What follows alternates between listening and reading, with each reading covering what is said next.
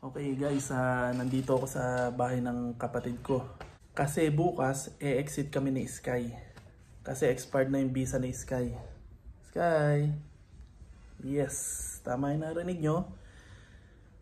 Expired na yung visa niya, so kailangan niyang exit. So exit kami by bus lang kasi yun ang pinakamura. So exit kami ng Oman tapos balik dito. Pero ngayon mahirap na yung visa, wala nang exit sa Dubai. Kaya sa Sharjah yung exit namin. At it will take 3 days doon. Kasi ang sabi sa akin, madali yung visa pero yung schedule lang bus pa uwi dito sa UAE, sa Dubai. Kaya abutin kami ng 3 araw. So exit kami bukas. After 3 days pa kami makakabalik.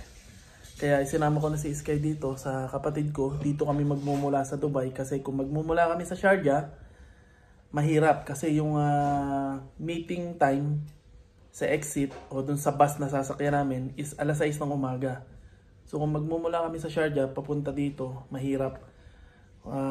Wala pang bus, traffic at sobrang napakaaga.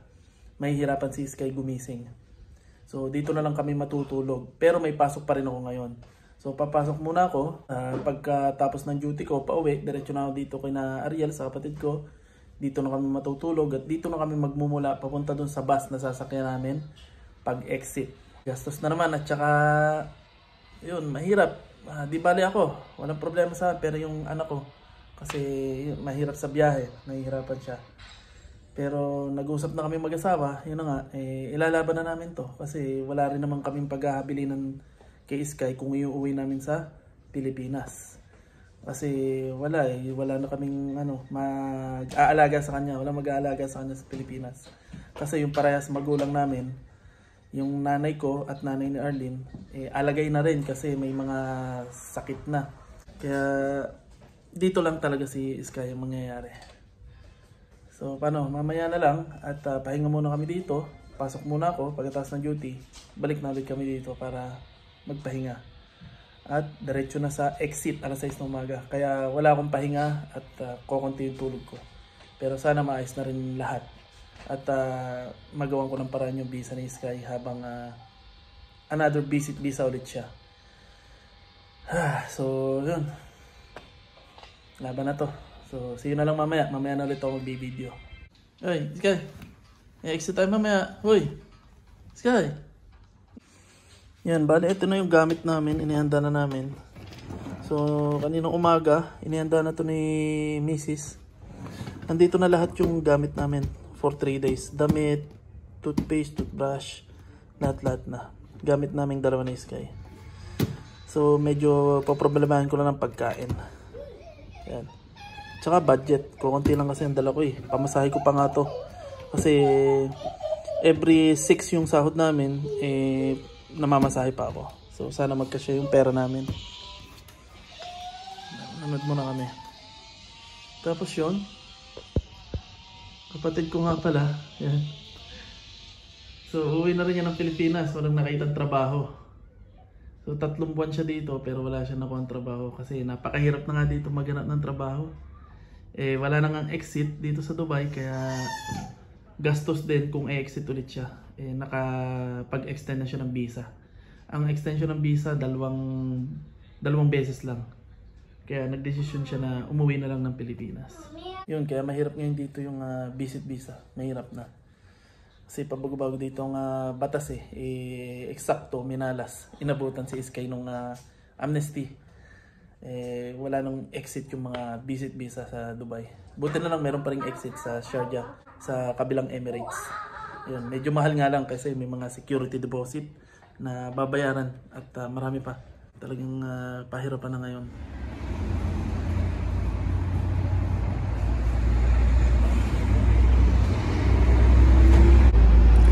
Okay, naghihintay na kami ni Sky ng car lift papunta sa trabaho. So sasama muna siya sa akin sa trabaho. Ayaw niyo magpaiwan doon kila Ariel eh. Ha? Sige.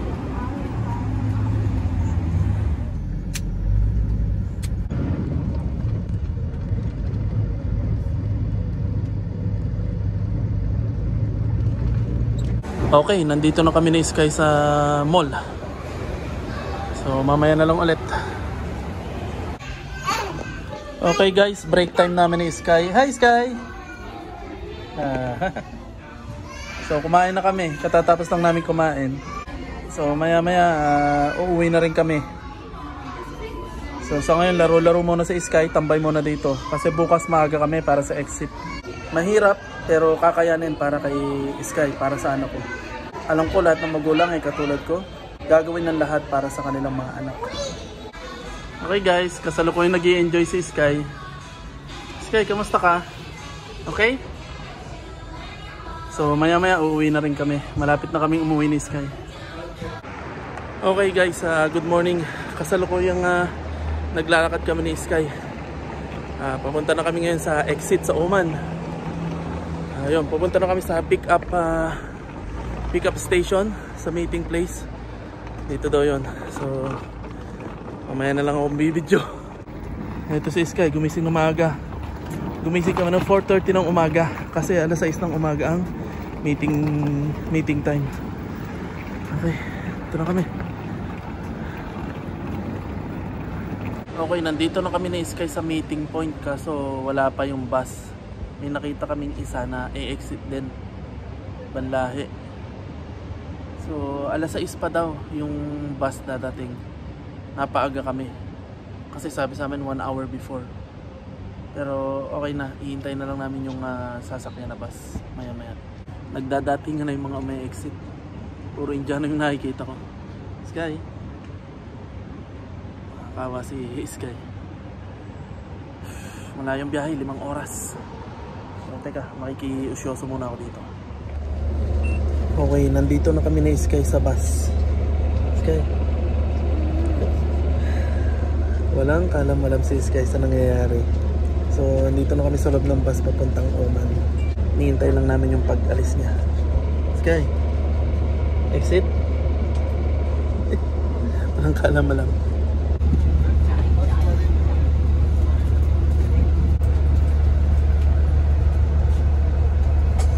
So chine-check muna lahat ng bus ticket bago pumasok ng bus. Ini-scan nila isa-isa. Nag-i-scan ng bus ticket. Okay, alis na yung bus. Nag-roll call muna siya yung mga may nawawalang ticket. So alis na kami. Yan si Sky, tulog.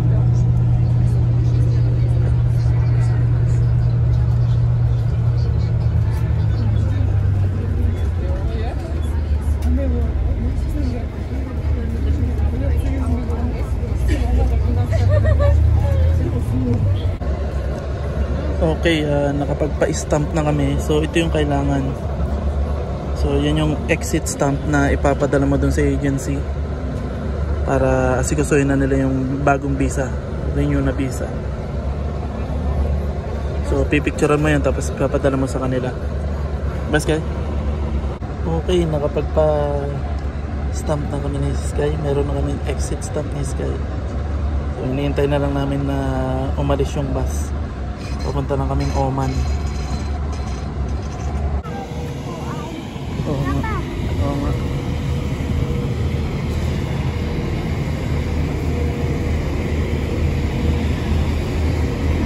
So ito yung bus namin na sinakyan. Nakapagpa-stamp na kami dito sa Oman. So diretso na kami sa accommodation nito.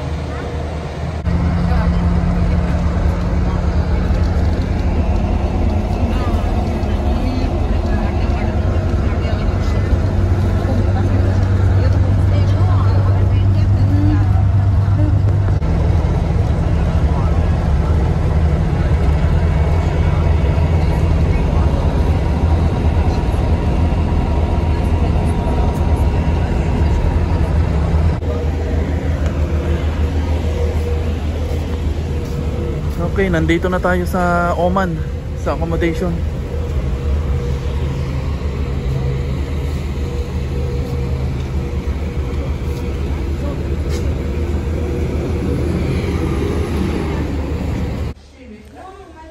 Okay, nandito na kami. Hintay lang kami ng susunod na biyahe. Kine-check nila yung mga ticket. Bus ticket. May mga schedule pala ng bus dito. So mamaya pa daw yung schedule ng bus namin papunta accommodation.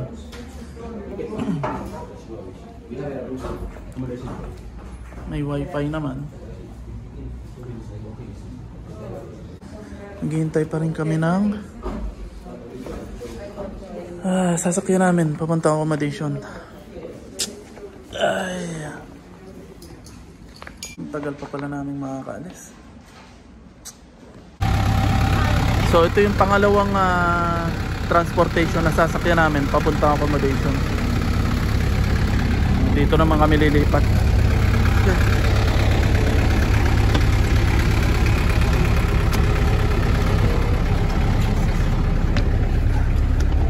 Ito anak. Oh, bayad ka eh. Kaya may sarili ka upuan.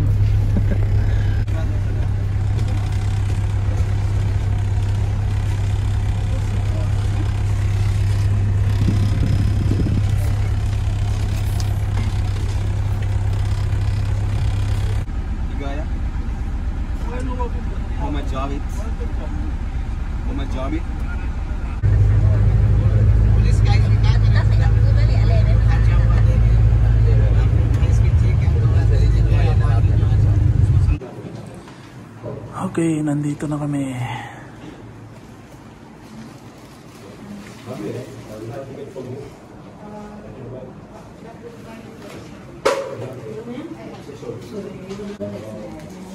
So titingnan niya tong ticket pabalik para ma-book na kami. Okay, tapos na. Papunta na tayo sa kwarto. May rin ng mga sapatos.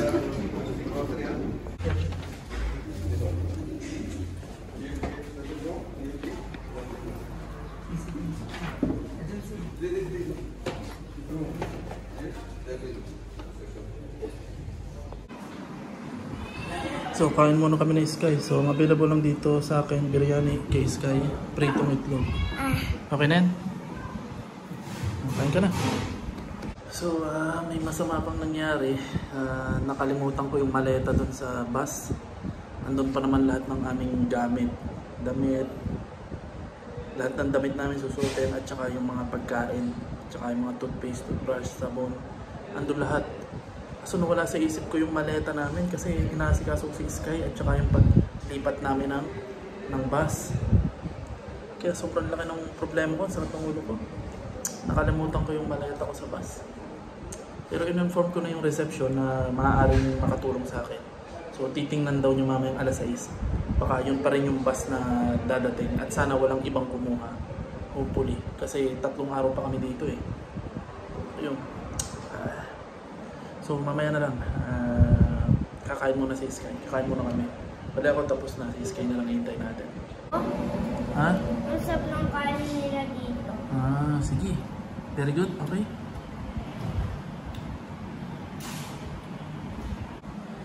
So dito sa accommodation may mga kainan. So ito yung kinakainan namin ngayon. May maliit na restaurant, tapos magpapaluto ka dun sa kusina. Tapos sa kabila may grocery, tapos may another kainan naman doon sa kabila. May pamimilihan ka dito.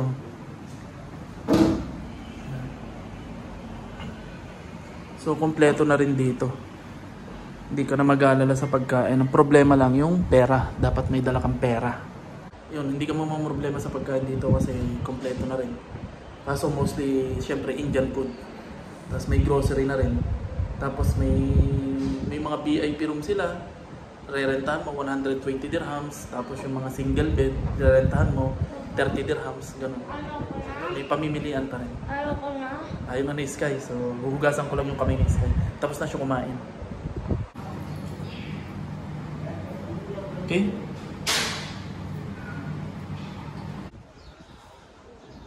No, Dubai Kilitsa. Oo. So ito yung accommodation dito. Bago to kaysa dati kong inexitan.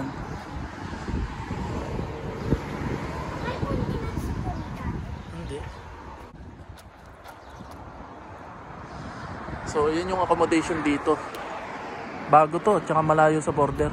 Iba to dun sa Iba to kaysa dun sa una kong in-exitan. Akala ko hindi na ako makaka-exit. Pero hindi nga ako hindi na nga ako exit kasi may visa na ako. Pero sinamahan ko naman mag-exit si Sky, kaya umexit pa rin ako. Akala ko hindi na ako makakaranas ng exit. So yun. Unang-una, ang laki ng problema ko kasi yung maleta nakalimutan namin sa bus. Tapos pangalawa, yung sa visa ni Sky. Puro na lang problema. Sana matapos na. Papasok muna kami ni Sky, magpapahinga kami. Sky, tara muna. Pahinga muna tayo. Hindi, busog na ako. Okay, tambay muna daw kami ni Sky dito sa labas. Mamaya na kami papasok sa kwarto.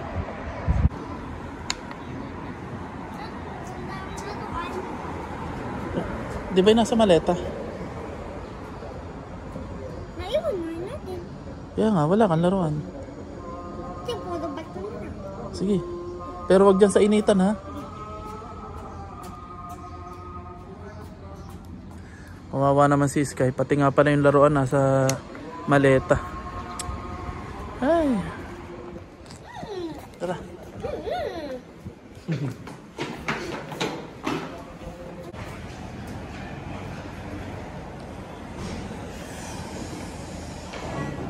Tara.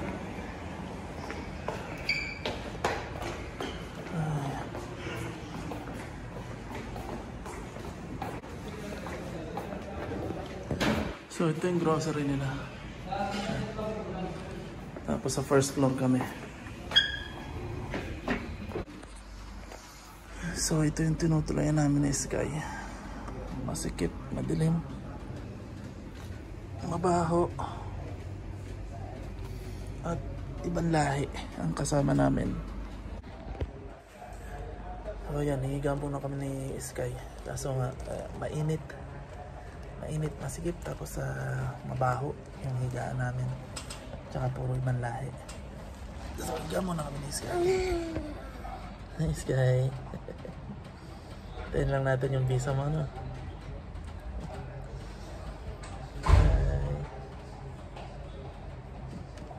I know you told your friend you're not okay, and tell me what's